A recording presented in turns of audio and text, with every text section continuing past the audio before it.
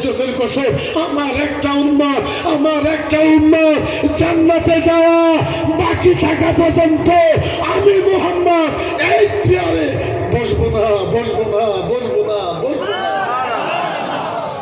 এটা আমার নবী।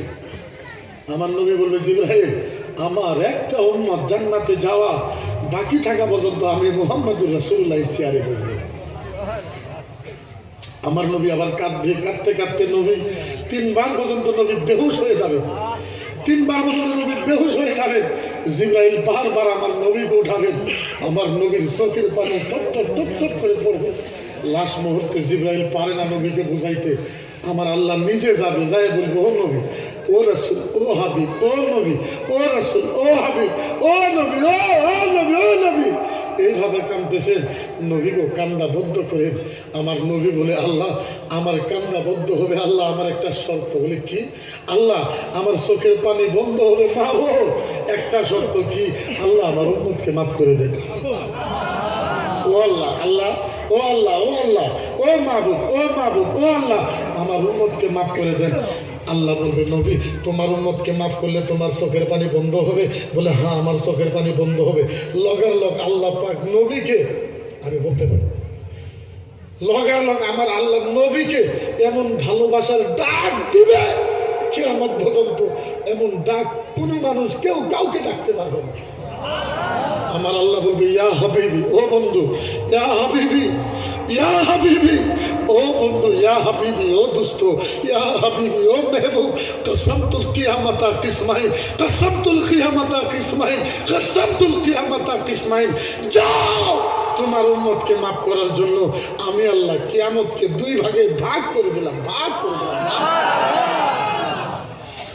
আমার নবী কাঁদার জন্য, আমাদের মাগফিরাত করার জন্য, মাফ করার জন্য কিয়ামত কয় ভাগ? নবী তারপরেও কাঁদবে। আল্লাহ বলেন, নবী গো তোমার উম্মতকে মাফ করার জন্য আমি আল্লাহ কিয়ামতকে 2টা ভাগ করলাম, তারপরেও কাঁদো। আমার নবী কাঁদতে কাঁদতে বলবে, আল্লাহ আপনি কিয়ামত 2টা ভাগ করলেন, আমার কি লাভ হবে? আমার কি লাভ হবে? আল্লাহ বোঝায়, নবী কাসামতুল কিয়ামতা কিসমাইন, এই যে কিয়ামত সামনে সামনে, এক ভাগে তুমি, আরেক ভাগে আমি। তুমি আমারে দেখবা, আমি তোমারে দেখবো, তুমি আমারে দেখবা, আমি তোমারে দেখবো, তুমি আমারে দেখবা। ও নবী, তুমি আমারে কইবা, আমি শুনবো, আমি তোমারে কইবা, তুমি শুনবো। দ্বিতীয় কোনো মানুষ নাই, তৃতীয় কোনো মানুষ নাই, চতুর্থ কোনো মানুষ নাই, পাঁচুয়া কোনো মানুষ নাই। ও নবী, তুমি আমারে বলবো, আমি তোমারে বলবো। নবী গো, যখন তুমি কাঁদতে কাঁদতে চোখের পানি ফেলাইবা আর বলবা, আমতা তাকুল উম্মতি, আমতা তাকুল উম্মতি, আমতা তাকুল উম্মতি, আমতা তাকুল উম্মতি। নবী তোমার চোখের পানি দেখা, তোমার চেহারা দেখা, তোমার কাঁদা দেখা আমি আল্লাহ বলবো, আনা কুলু রহমতি রহমতি রহমতি রহমতি। ও নবী, নবী, নবী, নবী, তুমি আমার দেখবা, 2 চোখের পানি ফেলাইবা আর বলবা, আমতা তাকুল উম্মতি। তুমি 2 চোখের পানি ফেলাই কাঁদবা আর বলবা, আমতা তাকুল উম্মতি। তুমি উম্মতি উম্মতি বলবা। তোমার চোখের পানি দেখে আমি আল্লাহ বলবো, আনা কুলু রহমতি। নবী যাও, চোখের পানি বন্ধ করো, তোমার চোখের পানির ওসিলা করে আমি আল্লাহ তোমার প্রত্যেক উম্মতকে আমার রহমত দিয়ে আমি আল্লাহ মাফ করে দিলাম, মাফ করে দিলাম। বলেন, আজ ওই নবী আপনাদের সামনে, আমাদের সামনে, চোখের সামনে, আজ আমাদের নবীকে সামার বলা হয়, আমাদের নবীকে লুচ্চা বলা হয়, আমাদের রাসূলকে ডাকাত বলা হয়, আমাদের রাসূলকে সন্ত্রাসী বলা হয়, আমাদের রাসূলকে জিহাদি বলা হয়, আমাদের রাসূলকে চামার বলা হয়। এই ধরনের আমার নবীকে কত অপমান করে, আমার রাসূলকে কত গাদ্দারি করে, আমার রাসূলকে কত খারাপ মন্দ ব্যবহার করে। আজ পর্যন্ত আসামের লোক আমরা একত্রিত হয়ে ভালো একটা প্রতিবাদ আমরা করতে পারলাম না। গণতান্ত্রিক হিসাবে আমরা জিজ্ঞাসা করতে পারলাম না তোমরা আমাদের নবীকে কেন গাল পাড়ো, আমাদের রাসূলকে কেন গাল পাড়ো তোমরা। আসামের ভিতরে আমরা অনেক ধরনের মুসলমান আছি, আমাদের নবীর জন্য একটা কথা আমরা আওয়াজ তুলতে পারলাম না যে আমরা তো তোমাদের অন্যায় করি নাই। আমরা যদি তোমাদের অন্যায় করে থাকি, তোমরা আমাদেরকে মারো, আমাদের হাত কাইটে দাও, আমাদের পাও কাইটে দাও, কিন্তু মদিনার নবীকে এইভাবে গালি দিও না, মদিনার হাবিবকে এইভাবে বেইজ্জতি করো না। ও মুসলমান কোন জায়গাতে আছেন আমাকে বুঝান। আমার নবীকে কেউ গালি পারে, মুসলমান কোনো কথা বলে না, তারপরেও যদি মুসলমান বলে আমরা জান্নাতে যাব। আমি বুঝি না কোনো হাদিস আমার রাসূলকে এই ধরনের ব্যবহার করা হয়। আর ওই নবীর পক্ষে মানুষ বাড়ায় না, যদিও ওলামা বাড়ায়, ওলামাকে বলে তোমরা এই ধরনের বক্তব্য দিও না। আমরা কি বক্তব্য দিয়েছি? আমরা নবীর কথাই বলেছি। আমরা উহুদের ময়দানের কথা জানি, আমরা বদরের ময়দানের কথা জানি, আমরা কারবালার ময়দানের কথা জানি। ইসলাম এমনি আসে নাই। আজ আপনারা যার মনে যেইটা ইচ্ছা সেইটা করেন, আমরা কোনোদিনও মানাও আপনাদেরকে করি না। আমাদের অন্তরের বেদনা আমরা আপনাদেরকে বুঝাইতে পারি না। ইসলাম এমনি আসে নাই। আমার নবী ইসলামের জন্য মার খেয়েছে। আমার নবীর সারাটা শরীর, হযরতে মা আয়েশা সিদ্দিকা আমার নবীকে যখন গোসল করাইতো, আল্লাহর নবীর পিঠের মাঝে আয়েশা হাত দিতে সমস্ত কালো কালো দাগ। আয়েশা জিজ্ঞাসা করতেন, ইয়া রাসূলুল্লাহ, আপনার পিঠে আপনার শরীরে এত দাগ কেন?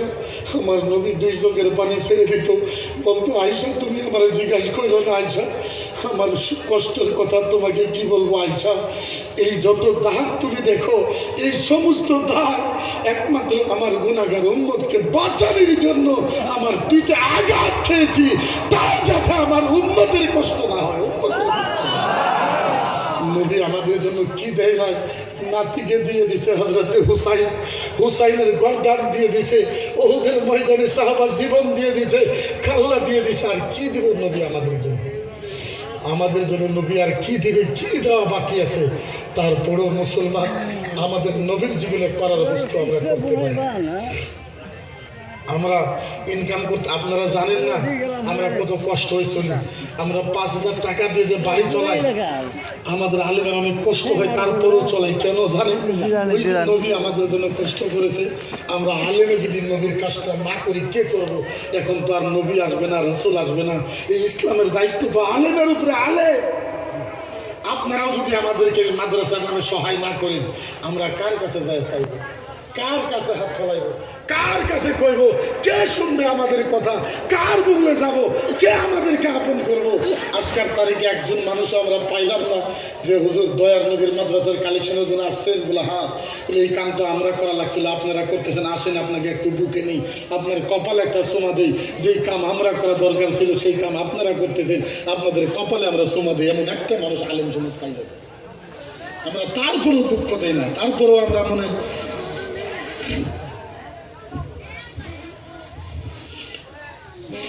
আমরা তারপরেও কাউকে কিচ্ছু করি না, বলি না। আমরা বহুত কষ্ট করি, বলি না। আমি বেশি বলতে পারবো না, গলাটাও আমার খুব খারাপ, আর সুগারও যেহেতু আমার অনেক বেশি। আমি যদি ভাবেন যে মকিবুল মুফতি সাহেব ইসলামের জন্য কিছু হলেও করছে, যদি ভাবেন, যদি এটা ভাবে থাকে যে না মুফতি সাহেব কিছু হলেও ইসলামের জন্য করছে আর ভবিষ্যতেও কিছু হলেও ইসলামের জন্য করব, যদি এটা ভাবে থাকে, আমি সারা বিশ্বের কোরআন আর সারা বিশ্বের সমস্ত হাদিস আর আমার নবী বলেছে, যারা উহুদের ময়দান, বদরের ময়দানের শহীদের রক্তের দোয়ায় সেই দোয়া চায়, সেই দোয়াটা আল্লাহর আরো সে কবুল হয়ে যায়। আমি আপনাদের জন্য তো কিছু করতে পারবো না, এটা সত্য কথা, কিন্তু হ্যাঁ একটা কাম করতে পারবো, এটা হলো প্রাণ ভরে বুকের থেকে, বুকে যা বেদনা আছে, বুকে যা কষ্ট আছে, এই কলিজার বুড়ার থেকে, কলিজার বুড়ের থেকে প্রাণ ভরে, অন্তর খুলে, মায়া করে আপনাদের জন্য প্রাণ ভরে দোয়াই করতে পারবো, তার বাইরে কিছু করতে পারবো। আমি আপনাদের কাছে এই মাদ্রাসার জন্য আল্লাহর রাস্তায় একটু ভিক্ষা চাই, যে এই মাদ্রাসাতে অনেক বস্তুর দরকার, অনেক টাকা পয়সার দরকার। তো কোনো বস্তু আর আমি চাবো না আপনাদের কাছে। আমি যে তুরি মানুষ আছেন, প্রত্যেকটা মানুষের সাথে আমি মুসাফা করবো। হায়াত মৌতের কথা জানি না, আল্লাহ কার হালত কোন দেয়। আপনারা আবার কইবেন যে হুজুর মরণের দিকে ভয় করেন নাকি? ভয় না। আপনি চিন্তা করেন, আমার বয়স মাত্র 34, দেখাতে বড় দেখা যায়। 34 বছর একটা মানুষের উপরে যখন 22টা ক্যাচ দেয়, পরে দেয়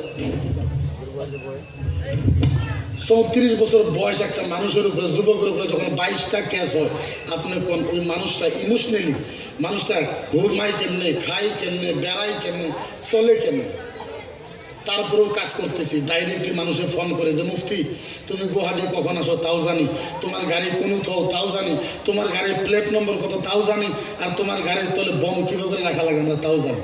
আচ্ছা আপনি কোন এতটুকু কথা কইলে আপনার ভয় লাগবে না? লাগবে। আমাদেরও তো বাবা মা আছে, আমাদেরও তো ছেলে মেয়ে আছে, আমাদেরও তো বউ একজন আছে, আমাদেরও তো সংসার আছে, বাড়িতে চিন্তা হয়। আপনি জানেন না আমি বলি না আমার বাড়িতে কোনো একটা সন্ধে এমন নাই যে এই সন্ধ্যেতে আমার বাড়ির পরিবার সুস্থ হিসাবে খায়, এমন কোনো সন্ধে নাই। অসুস্থ হিসাবেই খায়, যেহেতু আমি বাড়িতে থাকি না। বোর্ডের কাম করা লাগে, সংগঠনের কাজ করা লাগে, মাদ্রাসার কাজ করা লাগে। 3200 মাদ্রাসা, 900 মাদ্রাসার মাটি নাই, 700 মাদ্রাসার রেজিস্ট্রেশন নাই। এগুলো না করলে হয়ে যায়। আমি 1 মাস না খাই না করে দৌড়াদৌড়ি করে ডিজিপি ভাস্কর্যজ্যোতি মহন্ত গুয়াহাটিতে যাই, সরকারের মিনিস্টারকে ধরে হাত পা ধরে কিবা একটা কাজ করছে, কিবা একটা বোর্ডটা কিবা একটা করে মাদ্রাসা কিনে বাঁচানি একটা লাইন করেছে। তাও কোনোদিনও চাই নাই আপনাদের কাছে যে 1 টাকা দেন। আপনারা বিশ্বাস করেন না, সুদি করে টাকা পর্যন্ত নিয়েও বোর্ডের কাজ করতে কোনোদিন আপনাদের কাছে চাই না। আজ একমাত্র এই মাদ্রাসার জন্য আমরা জানি এই মাদ্রাসাটা কত ইম্পর্টেন্ট, আর এই মাদ্রাসাটা ভবিষ্যতে শোনেন, আজ আমরা যতই একটু সাহস শক্তিশালী আছি এই খারেজি মাদ্রাসার জন্য। এই মাদ্রাসাগুলো যদি না থাকতো আজ আমরা হইতাম না। মকিবুল মুফতি আজ মকিবুল মুফতি হইতো না, অলিউদ্দিন মুফতি আর অলিউদ্দিন মুফতি হইতো না, আব্দুল হামিদ মুহাদ্দিস আর আব্দুল হামিদ হইতো না। আমরা সেই হয়ে থাকতাম। এইমাত্র এই মাদ্রাসার অবদান।